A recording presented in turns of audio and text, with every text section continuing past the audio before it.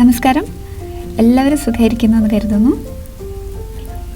ഇന്ന് ഒരു red velvet കേക്കാണ് ചെയ്യുന്നത്. തുടക്കക്കാർക്ക് പോലും ചെയ്ത് സക്സസ്ഫുൾ ആക്കാവുന്ന നോ ഫെയിൽ റെസിപ്പിയാണിത്. കേക്കിനായിട്ടുള്ള ഇൻഗ്രീഡിയൻസ് എന്തൊക്കെയാണെന്ന് പറയാം. മൈദ 3 കപ്പ്, കോൺഫ്ലവർ 1/4 കപ്പ്, പഞ്ചസാര, ചെറിയ തരിയുള്ള പഞ്ചസാരയാണ് 2 cup, cocoa powder 2 tablespoon, baking soda 1 teaspoon, salt 1/2 teaspoon, butter 1/2 cup, vegetable ഓയിലാണ് 1 cup, vinegar 2 teaspoon, buttermilk 1 cup, red food colour വേണം 2 ടേബിൾ സ്പൂൺ, മുട്ട 4 എണ്ണം, വാനില എസൻസ് 1 ടേബിൾ സ്പൂൺ. ഇത്രയാണ് വേണ്ടത്. ആദ്യം നമുക്ക് ഡ്രൈ ഇൻഗ്രീഡിയൻസ് എല്ലാം കൂടി നന്നായി യോജിപ്പിച്ച് വെക്കണം. അതിനായി 3 cup maida, 1/4 cup cornflour, cocoa powder 2 tablespoon, baking soda 1 teaspoon, ഉപ്പ് 1/2 ടീസ്പൂൺ ഇത്രയും ചേർത്ത് 3 തവണ നന്നായി ഇടഞ്ഞു വയ്ക്കുക. ഈ ഒരു സ്റ്റെപ്പ് വളരെ ഇമ്പോർട്ടൻ്റ് ആണ്. എന്നാൽ മാത്രമേ നമ്മുടെ കേക്ക് നന്നായി സോഫ്റ്റായി വരുള്ളൂ. ഇനി ഇത് മാറ്റി വെച്ച ശേഷം മറ്റൊരു ബൗളിലായി റൂം ടെമ്പറേച്ചറിൽ ഉണ്ടായിരുന്ന ബട്ടറാണ്. ഇതിലേക്ക് കുറേശ്ശെ പഞ്ചസാര ചേർത്ത് 2 മിനിറ്റ് ഒന്ന് ബീറ്റ് ചെയ്തെടുക്കണം. ലോ സ്പീഡിൽ വെച്ചിട്ടാണ് ബീറ്റ് ചെയ്യുന്നത്. പഞ്ചസാര കുറേശ്ശെ ചേർത്ത് കൊടുക്കാം. ഇതൊന്ന് സോഫ്റ്റായി വരുന്ന സമയത്ത് ഇതിലേക്ക് ഓയിൽ ചേർത്ത് ബീറ്റ് ചെയ്യണം. ഓയിലും കുറേശ്ശെ ചേർത്ത് ബീറ്റ് ചെയ്യാം. ഇതൊരു ലൈറ്റ് കളർ ആവുന്നവരെ ഇതുപോലെ ബീറ്റ് ചെയ്ത് കൊടുക്കാം. ഇനി നമുക്ക് മുട്ട ഓരോന്നായി ചേർത്ത് കൊടുക്കാം. മറ്റൊരു ബൗളിൽ മുട്ട പൊട്ടിച്ചൊഴിക്കുക. അതിൽ തോടൊന്നും ഇല്ലയെന്ന് ഉറപ്പ് വരുത്താനായിട്ടാണ്. അതിനുശേഷം ഇതിൽ ഓരോന്നായി ചേർത്ത് കൊടുക്കാം. ഒരു മുട്ട നന്നായി അതിലേക്ക് മിക്സായി കഴിഞ്ഞ ശേഷം അടുത്ത മുട്ട ചേർക്കുക. ഇങ്ങനെ 4 മുട്ടയും ചേർത്ത് മീഡിയം സ്പീഡിൽ മിക്സ് ചെയ്തെടുക്കാം.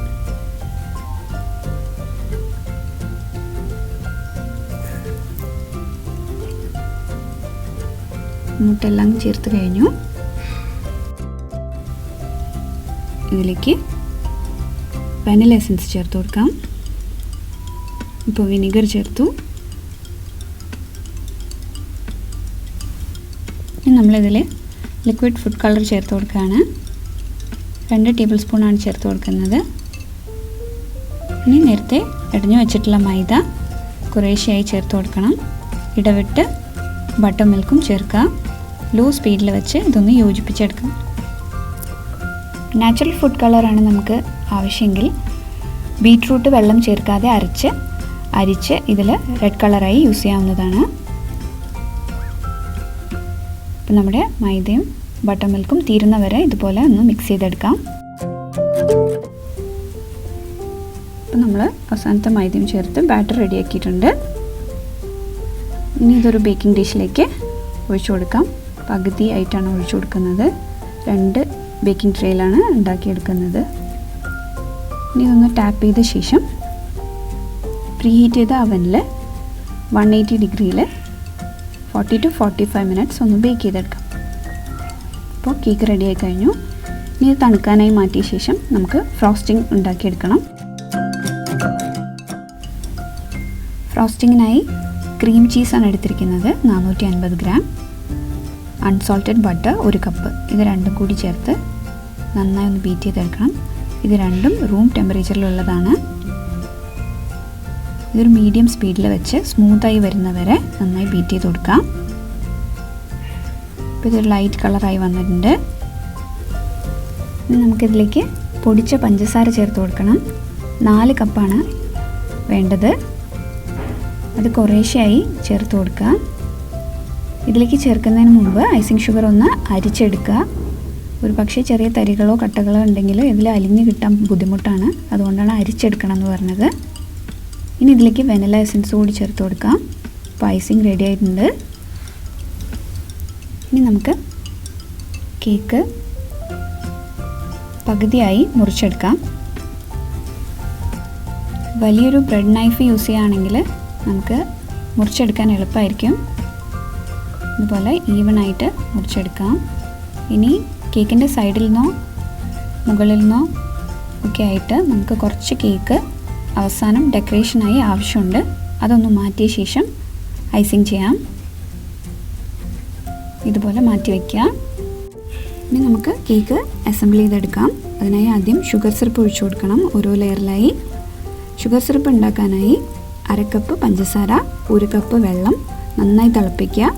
അതിനുശേഷം 1/2 ടീസ്പൂൺ വെനില എസൻസും ചേർത്ത് നന്നായി തണുപ്പിച്ചെടുക്കാം. ഇനി ഇതിന് മേലേക്ക് തിൻ ലെയറായി നമുക്ക് ഐസിങ് വെച്ച് കൊടുക്കണം. ഷുഗർ സിറപ്പ് വേണ്ടാന്നുണ്ടെങ്കിൽ സ്ലൈസസായി കട്ട് ചെയ്യാതെ 2 പീസായി തന്നെ കേക്ക് ചെയ്തെടുക്കാം. ഇടയ്ക്ക് നമ്മൾ വെച്ച് കൊടുക്കുന്ന ഫ്രോസ്റ്റിങ്ങിൻ്റെ ലെയർ ഒരല്പം തിക്കായി വെച്ച് കൊടുക്കാം. ഇതുപോലെ നമുക്ക് ഓരോ പീസസായി ലെയർ ചെയ്തെടുക്കാം. അപ്പോൾ ഏറ്റവും അടിയിലുള്ള പീസാണ് മുകളിലായി വെച്ച് കൊടുത്തത്. ഇങ്ങനെ ആകുമ്പോൾ നമ്മുടെ കേക്ക് മുകൾ വശം നല്ല ഫ്ലാറ്റ് ആയിട്ടുണ്ടാവും. ഇപ്പോൾ ചെയ്യുന്നത് ക്രം കോട്ടിംഗ് ആണ്. അതിനുശേഷം നമുക്ക് ഫ്രിഡ്ജിൽ വെച്ച് ഒന്ന് തണുപ്പിച്ചെടുക്കണം. അതിനുശേഷമാണ് ഫൈനൽ ഐസിങ് ചെയ്യുന്നത്. ഇതിനെ 1/2 മണിക്കൂർ ഫ്രിഡ്ജിൽ വെച്ച് ഒന്ന് സെറ്റ് ചെയ്തെടുക്കാം.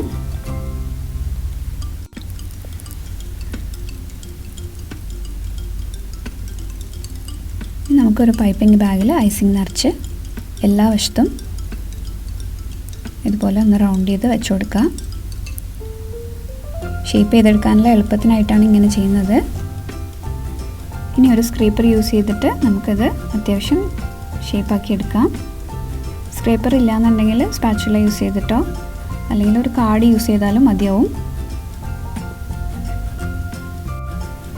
ഇനി നമ്മൾ നേരത്തെ മാറ്റി വെച്ചിരുന്ന കേക്ക് ക്രംസ് ഇതിന് മുകളിലും സൈഡിലും ഒക്കെയായി വിതറി കൊടുക്കണം.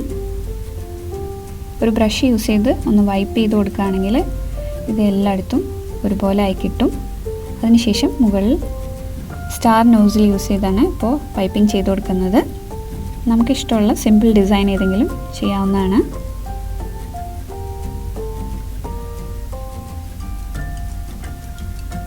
പൈപ്പിംഗ് ചെയ്ത ശേഷം നമ്മുടെ കയ്യിൽ ഷുഗർ ബോൾസോ സ്പ്രിങ്കിൾസോ എന്തെങ്കിലും ഉണ്ടെങ്കിൽ അതൊന്ന് ഇതിന് മുകളിലായി ഇട്ട് കൊടുക്കാം. ഇപ്പോൾ ഐസിംഗ് ഒക്കെ ചെയ്ത് കഴിഞ്ഞു. ഇനി നമുക്ക് ഇത് ഫ്രിഡ്ജിൽ വെച്ച് ഒന്ന് സെറ്റ് ചെയ്തെടുക്കണം. അതിനുശേഷം സൈഡൊക്കെ ഒന്ന് ബ്രഷ് ചെയ്ത് കൊടുക്കാം. നേരത്തെ കട്ട പിടിച്ചിട്ട് ഇരുന്നിട്ടുണ്ടായിരുന്ന ക്രംസൊക്കെ ഇപ്പോൾ ഈവനായി കിട്ടും. തണുപ്പിച്ച ശേഷം ചെയ്യുകയാണെന്നുണ്ടെങ്കിൽ കുറച്ചുകൂടി ഈസി ആയിരിക്കും. നമുക്ക് ബോർഡൊക്കെ ഒന്ന് ക്ലീൻ ചെയ്തെടുക്കാം. ഒരു വൃത്തിയുള്ള തുണി ഉപയോഗിച്ച് ഒന്ന് ക്ലീൻ ചെയ്ത് കൊടുക്കാം. അപ്പോൾ നമ്മുടെ കേക്ക് റെഡി ആയി കഴിഞ്ഞു. ഇതൊന്ന് തണുപ്പിച്ച ശേഷം വേണം സെർവ് ചെയ്യാനായിട്ട്. 5 ദിവസം വരെ ഇത് ഫ്രിഡ്ജിൽ കേടുകൂടാതെ ഇരിക്കുന്നതാണ്. ട്രൈ ചെയ്ത ശേഷം തീർച്ചയായും കമൻസൊക്കെ അറിയിക്കുക. ആദ്യമായിട്ടാണ് ചാനൽ കാണുന്നതെങ്കിൽ ദയവായി സബ്സ്ക്രൈബ് ചെയ്യാൻ മറക്കരുത്. പുതിയ വീഡിയോസ് അപ്ലോഡ് ചെയ്യുമ്പോൾ നോട്ടിഫിക്കേഷൻ കിട്ടാനായി ബെൽ ഐക്കൺ കൂടി ക്ലിക്ക് ചെയ്യുക. വീണ്ടും മറ്റൊരു റെസിപ്പിയുമായി കാണുന്നവരെ എല്ലാവരും സേഫായി സന്തോഷമായിരിക്കുക. Thank you.